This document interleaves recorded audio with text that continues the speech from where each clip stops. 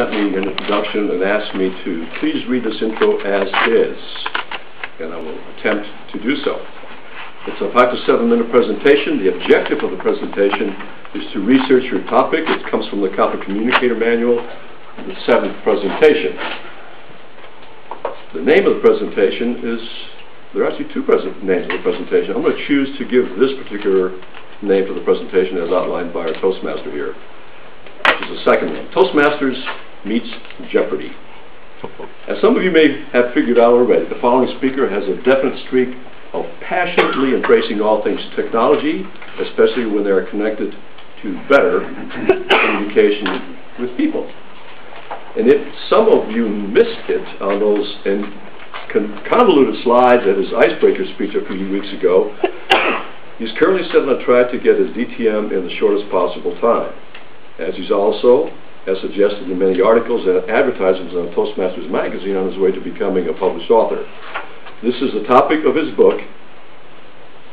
Thing is, the topic of his book is actually the gist of computer-mediated asynchronous communication, which today is highlighted by the booming social media industry.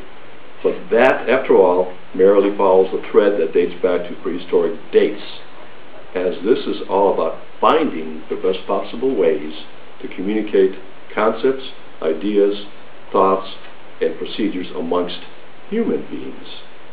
Therefore, please help me welcome our second speaker, Francisco Palacio.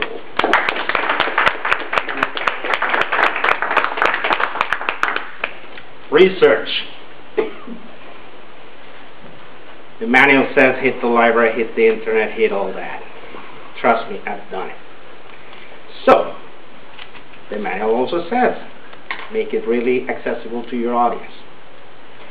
And given that last time I was here, it was about vocal variety, I'm going to try to leverage that and entertain you tonight on a very convoluted confabulation of mine, which I retitle again, as it's on the manual, as Google Jeopardy. So let's see if that thing gives me enough sound, because I'm hoping it's going to do it. Ladies and gentlemen, whoops, hold on. Okay. Oh, take two. There you go. Now we're rocking. Ladies and gentlemen, a speech of research. We heard this thing about the online voice the other day. You know what it does, you know what it is, you know what affects you. So let us play Jeopardy! Google Edition! Thank you, thank you, thank you. I'm going to try to do a couple of voices, by the way. Which category? CMAC for the grand prize! Which university professor expounded on the term CMAC in 2006? Was it Gregory Berry, PhD? And what does the term CMAC stand for according to Berry? Is it computer-mediated asynchronous communication? Correct.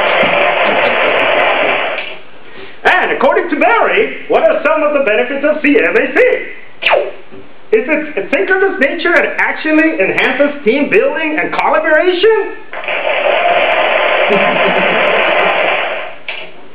And what other types of communication does Berry compare CMAC with?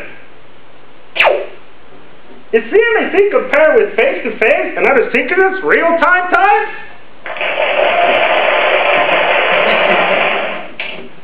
And what is the main advantage of CMAC in terms of a line persona?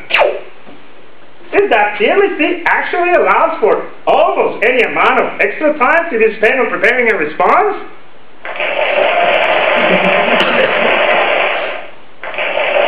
Now, before the $50,000 question, a word from our sponsors. Are you aware of who's conducting your image?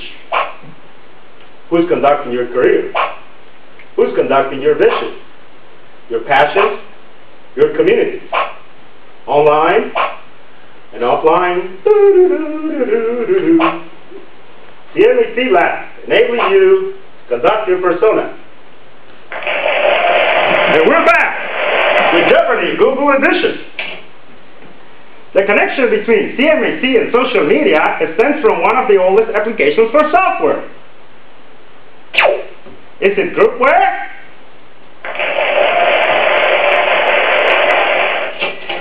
Yay! Thank you.